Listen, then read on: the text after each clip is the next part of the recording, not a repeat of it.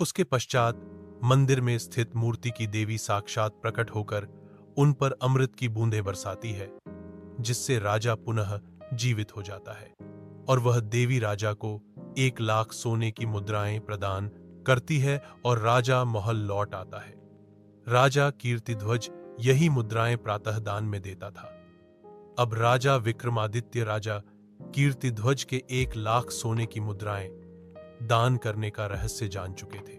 अगले दिन जब राजा कीर्तिध्वज स्वर्ण मुद्राएं लेने के लिए समुद्र पर स्थित मंदिर में पहुंचे, तो राजा विक्रमादित्य भी उनके पीछे पीछे पहुंच गए।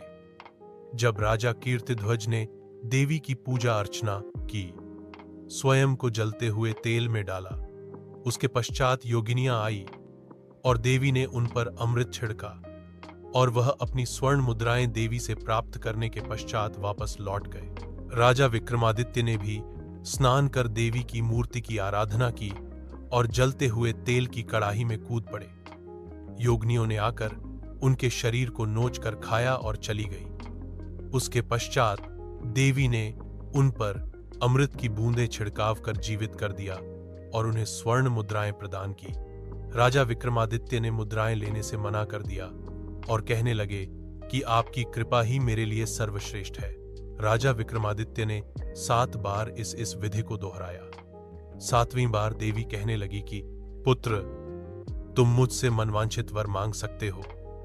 वह यही तो चाहते थे कि देवी उन्हें मनवांछित फल मांगने के लिए कहे। देवी के मुख से मनवांछित वर मांगने की वाणी सुनकर राजा विक्रमादित्य ने उनसे वह थैली ही मांग ली जिससे स्वर्ण मुद्राएं निकलती थी। देवी ने उन्हें वह थैली प्रदान दी। देवी ने जैसे ही राजा विक्रमादित्य को स्वर्ण मुद्राएं प्रदान की, वैसे ही देवी की प्रतिमा, मंदिर सब कुछ आलोप हो गया। अगले दिन जब राजा कीर्तिध्वज वहां देवी की पूजा अर्चना करने गया, तो वहां सब कुछ गायब देखकर आश्चर्यचकित रह गया। राजा निराश होकर अपने महल लौट आया। उसका कई वर्षों से चला आ रहा 1,00,000 स्वर्ण मुद्राएं दान करने का नियम अब पूर्ण नहीं हो पाया था। इसलिए राजा ने अन्न जल ग्रहण नहीं किया और उनका शरीर क्षीण हो गया। राजा विक्रमादित्य से उनकी यह स्थिति देखी नहीं गई और वह राजा कीर्तिध्वज के पास पहुंचे और उनकी परेशानी का कारण जानना चाहा। राजा कीर्तिध्वज ने उन्हें सारी बात बता दी। उनकी बात सुनकर राजा विक्रमादित्य ने उन्हें स्वर्ण मुद्राओं वाली थैली सौंप दी। राजा विक्रमादित्य कहने लगे कि आपको प्रतिदिन तपते तेल के कड़ाहे में कूदते देखकर मेरा हृदय द्रवित हो गया था।